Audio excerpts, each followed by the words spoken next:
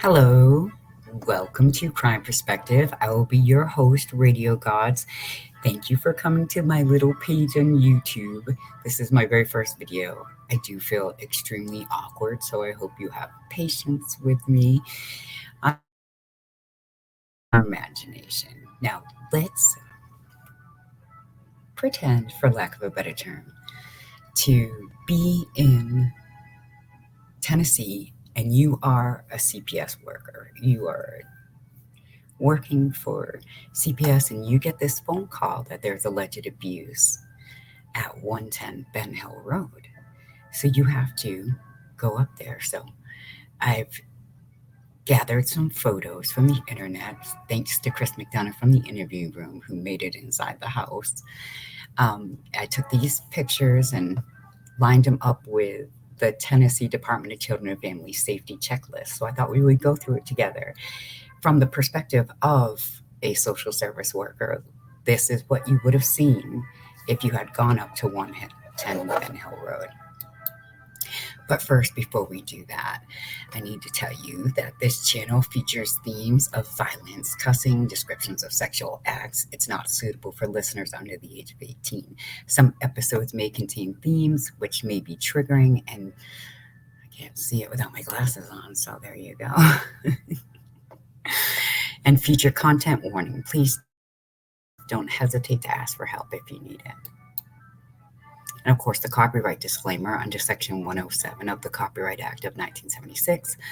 Allowance is made for fair use for purpose such as criticism, comment, news reporting, teaching, scholarships, education, and research. Fair use is permitted by copyright statute that might otherwise be infringing. I think I read all those words. The CPS home inspection with the wells have passed. This is their driveway as you're going up to the house. I'd probably already be a little intimidated. I don't like hills. You get up there, and of course, you can start to see all the debris and trash. And this is the front of the house. They got their nice little yard fridge right there. Of course, everybody has to have one for decorations for the kids to play in and stuff. No. Oh. And this is more of just like the debris and old cars parked there that could be hazards. And the front door, just really like, it's so inviting when I see that front door. I just want to run right up. And this is inside the house. You can see there's a lot. I should have made this bigger. There's a lot of just clothes and trash, and that's another view of the older boys' bedrooms. And somewhere over there allegedly is the kitchen. And here is actually it was from this is the perspective of if the social services had gone there before Summer went missing, they would have seen the home like this. Those are stairs to go downstairs to the playroom. Doesn't this just make you want to play? And this is a door that leads to outside in the room that Summer was allegedly in. This over here, the window, that would be your view as a little kid when you woke up in the morning to look outside. You would see that would be your view. Inspiring. This is the beautiful doll baby that somehow got gone. Summer Moon, Utah Wells.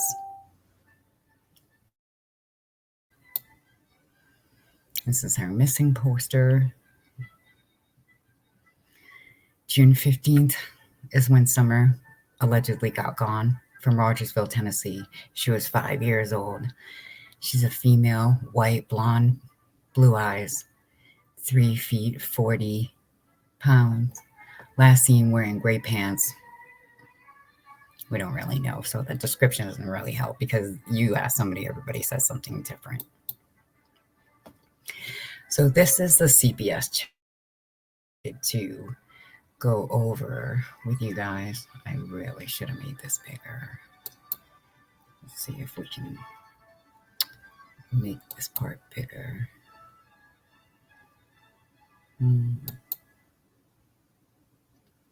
Right. So we're going over it here. It says designated space for informal living, dining, food preparation, and storage, separate rooms for sleeping and bathing. The answer is no. Stable supply of heat provided and maintained by rooms being occupied. I heard allegedly that Don had drilled holes in the floor for the heat to circulate from where the wood stove was, so I'm actually going to say no. That is not. Garbage reused and other waste disposed of in a way that does not constitute a health hazard. In the Chris McDonough video, Kansas says that they burned their trash in the barrel, and there's also garbage all over the ground, so we didn't go ahead and say that. Mirrors and other wall attachments fixed securely to the walls. I didn't see any mirrors on their walls, so they barely had walls during the time I have pictures of the house. So I'm going to guess. The answer is no. Maximum temperature of hot water in bathroom, 120 degrees or less. I highly doubt they're regulating the temperature of their hot water. I'm just making a guess. The answer is no. And I could be wrong. Steps or railing sturdy, appropriately spaced, and in good repair. No, the answer is no. The front steps are scaffolding, and the steps to lead to the basement are made under a cupboard. So the answer is no. Extension cords in good repair. We're going to guess on this one. The answer is no. Electrical outlets covered and not overloaded.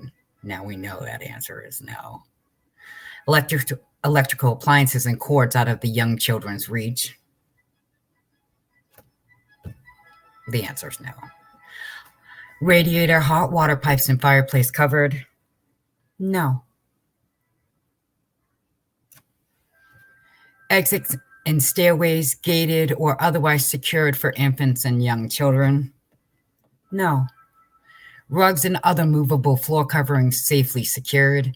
I didn't see any floor covering, but from the way that they keep the rest of the house, I'm going to guess they're not going to be really worried about securing the carpet so no one trips over it.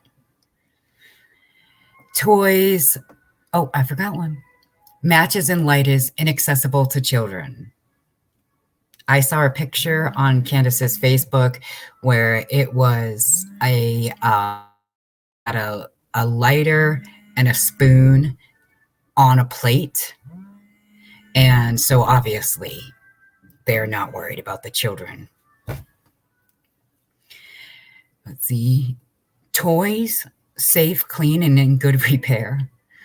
No, I didn't even see any toys. I'm going to guess if they broke, they didn't fix them. Crib, that's not. Pot handles placed towards the back of the stove out of the reach of children. I couldn't even find the stove in a lot of the pictures. I'm going to guess she doesn't worry about the pot handles. Knives, scissors, and other sharp instruments kept out of the reach of young children. No, there are scissors right there on the carpet. I mean, on the counter, not the carpet. The carpet they don't have. And I'm not even trying to be judgy. This is from a CPS. This is their checklist. This is not, I'm not being biased. My opinion of how I feel people should raise their children or a standard of living I believe you should be kept up to. This is simply the list. Did you see any smoke detectors on every floor in the home? I did not. Written fire evacuation plan established and regularly reviewed with all family members. I'm guessing no. I'm using Occam's razor for that one. Flashlights in working order. Do you think they have flashlights everywhere in working order? The answer is no. Fire extinguishers in working order on each floor. The answer is no. Carbon monoxide detectors on every level of the home. The answer is no. Fireplace screen on the front guard in use, combustible deposits removed regularly. Anybody want to guess? The answer is no. Stovepipe cleaned regularly. The answer is no. Sleeping arrangement. Infant crib in compliance with government safety standards. She doesn't have a crib. Baby safety. Children will have their own beds, platform, or standards that include mattress box spring, unless they are bunk beds and bed frames. C. There were mattresses on the floor in the basement. They were the bunk beds upstairs, but there were just mattresses on the floor for Summer and her little brothers. Well, her big brother, but little to everybody else's brother. Let's see. Bedrooms occupied by children do not have external door locks. They did. Summer slept downstairs allegedly, and that had an outside door lock. Clothing storage space available for children. Now I did see that, so they get a yes. They have one yes. I saw. I did see that. They were hung nicely too. No bedrooms in a building detached from the home, an unfinished attic or an unfinished basement or a stair hall. I don't know if that would be qualified as an unfinished basement, so I'm going to say that they got another one that they didn't violate technically. And now the last of it is, I think I left out that one. Children will have their own bed. What I guess I forgot, I'm new at this, is that they have another list. There's down here at the bottom is medication and potential hazardous pharmaceutical substances stored and locked where it's not accessible to children. I'm doubting it. And potential hazard household substances. Do you think she locks up her bleach? Do you think she has bleach?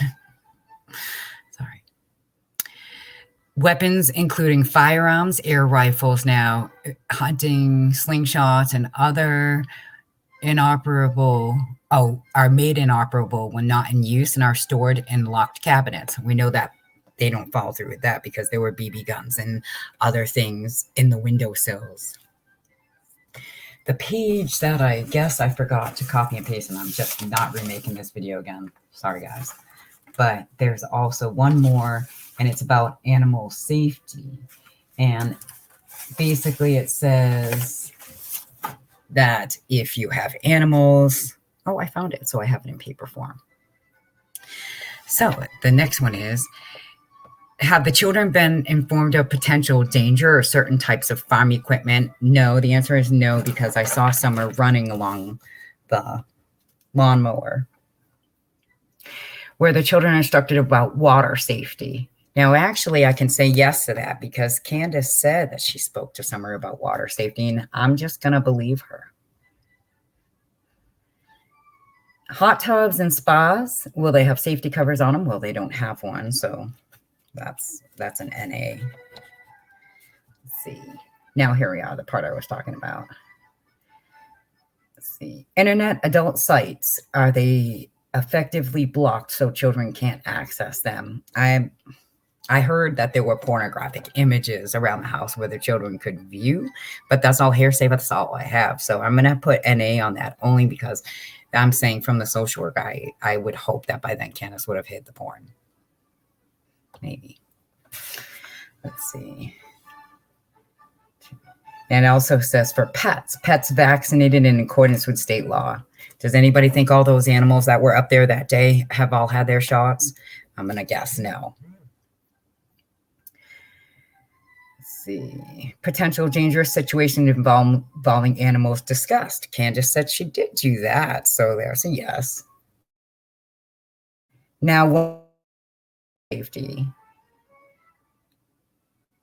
Does the operator have a valid driver's license? In fact, Dawn did not. Let's see. Did the child have safety seats for infant and toddlers? It was necessary. Equipped with a booster seat for children ages 4 through 8 who are under 49. She was not in a booster seat when I saw her, and the only time I've ever seen her in video on a car. So this is what I'm going by. The answer is no.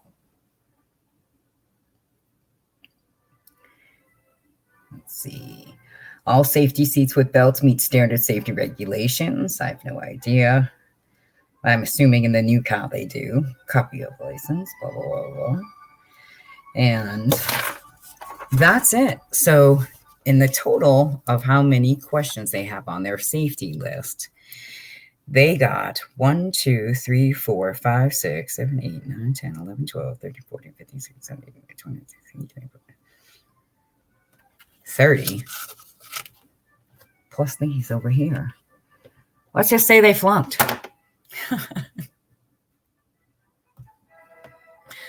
Oh, I lied. I did have them.